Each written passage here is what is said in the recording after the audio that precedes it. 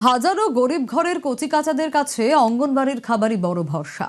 অভিযোগ, তৃণমূল জমানায় সেই অঙ্গনবাড়ি কেন্দ্রে শিশুদের পুষ্টি নিয়ে ছেলে খেলা করা হয়েছে।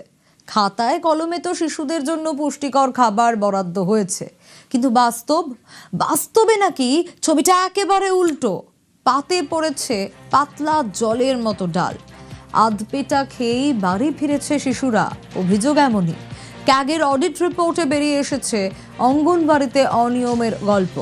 তাই আজকের পর্ব পুষ্টি পকেটে।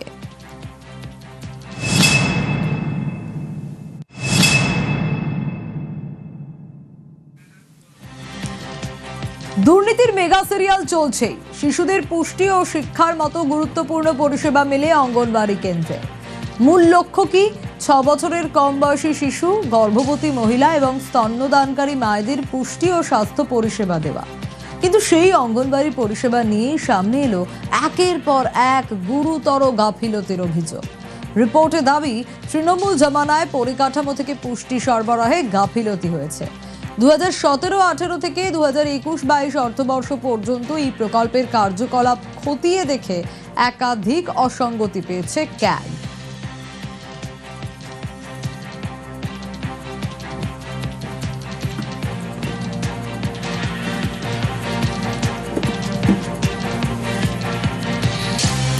বিগত তৃণমূল সরকারের সময় খরচ নিয়েও বড় প্রশ্ন তুলেছে ক্যাগ রিপোর্ট।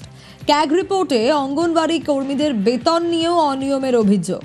যে টাকা দেওয়া হয়েছে সেই অর্থের ব্যবহার নিয়ে ইউটিলাইজেশন সার্টিফিকেট জমা দেওয়া হয়েছে, তা নিয়েও সংশয় প্রকাশ করেছে ক্যাগ।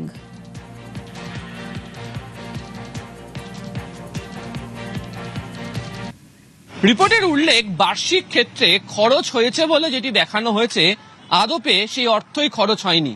এবং বিশেষ করে যারা কর্মীরা রয়েছেন তাদের যে মাইনের বিষয়ে যে তালিকা জমা পড়েছে, সেখানেও সিএজি রিপোর্টের ক্ষেত্রে অসঙ্গতি জমা পড়েছে। কেন্দ্রের তরফ থেকে যখন গোটা বিষয়টি খতিয়ে দেখা হয়, অর্থাৎ তাদের কাছে যখন ইউটিলাইজেশন সার্টিফিকেট জমা পড়ে, সেখানেই নানা ধরনের অসঙ্গতি, তা নজর আনায়নি সিএজিরও। শুধু টাকা নয়, পরিষেবার মান নিয়েও প্রশ্ন তুলেছে ক্যাগ রিপোর্ট। ক্যাগ রিপোর্ট দাবি, অঙ্গনবাড়ি কেন্দ্রগুলিতে শিশুদের জন্য টেক হোম রেশনের পুষ্টিগুণ নির্ধারিত মানের তুলনায় কম ছিল। গর্ভবতী ও স্তন্যদানকারী মায়েদের ক্ষেত্রেও পুষ্টির মাত্রায় ঘাটতি ধরা পড়েছে রিপোর্টে। তৃণমূল জমানায় করোনা পর্বেও অঙ্গনবাড়ি পরিষেবায় গাফিলতির অভিযোগ।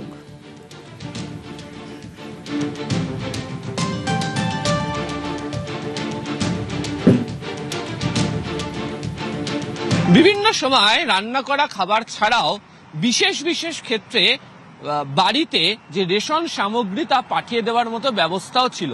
বহু ক্ষেত্রে অভিযোগ যে পর্যাপ্ত মানের এবং পরিমাণের এই রেশন বাড়িতে পৌঁছানোর কথা ছিল, তা পৌঁছয়নি। বহু ক্ষেত্রেই সেখানে গরমিল ধরা পড়েছে। এমনকি অঙ্গনওয়াড়ি কর্মীদের জন্য পর্যাপ্ত যে শাড়ি, বিভিন্ন ক্ষেত্রে বাকি পরিকাঠামোগত উপকরণ যেগুলো দেওয়ার কথা, সেখানেও গরমিল থেকে গিয়েছে। কিন্তু তা দেওয়া হয়েছে এমনটাই হিসেবের খাতায় দেখানো হয়েছে। তা অবশ্য পরবর্তী সময় সিএজি রিপোর্টে অসঙ্গতি আকারে ধরাও পড়ে গিয়েছে। ক্যাগ রিপোর্টে প্রশ্নের মুখে গ্রামের একদম প্রাথমিক 2 বুনিয়াদ, শৌচাগার আর পানীয় জল। 2017 থেকে 2020 এই 3 বছরে অনুমোদন দেওয়া হয় 18,000-এর বেশি শৌচাগারে। ক্যাগ রিপোর্টে দাবি, বছর ঘুরলেও কাজের গতি বাড়েনি এক ফোঁটাও।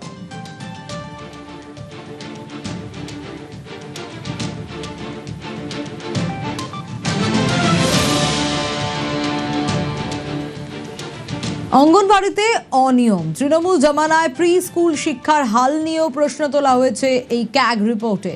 ক্যাগ রিপোর্টের দাবি, 2017-18 থেকে 2021-22 এই 5 বছরে অঙ্গনবাড়ি কেন্দ্রগুলিতে প্রি স্কুল এডুকেশন কিটই ঠিকমতো পৌঁছয়নি। শুধু শিক্ষা সামগ্রীই নয়, ধরা পড়েছে স্বাস্থ্য পরিষেবাতেও চরম গাফিলতি। এমনকি অঙ্গনবাড়ি কর্মী ও সহায়িকাদের ন্যূনতম প্রয়োজনীয় শাড়ি বিলিতেও ঘাটতির অভিযোগ।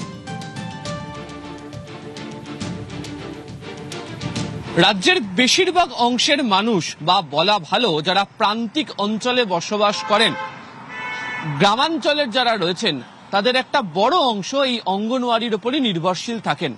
তার কারণ শিশুদের শিক্ষা এবং তাদের পেট ভরানোর জন্য পুষ্টিকর খাদ্যের উপাদান এই অঙ্গনওয়াড়ি সেন্টারগুলো থেকে পাওয়া যায়।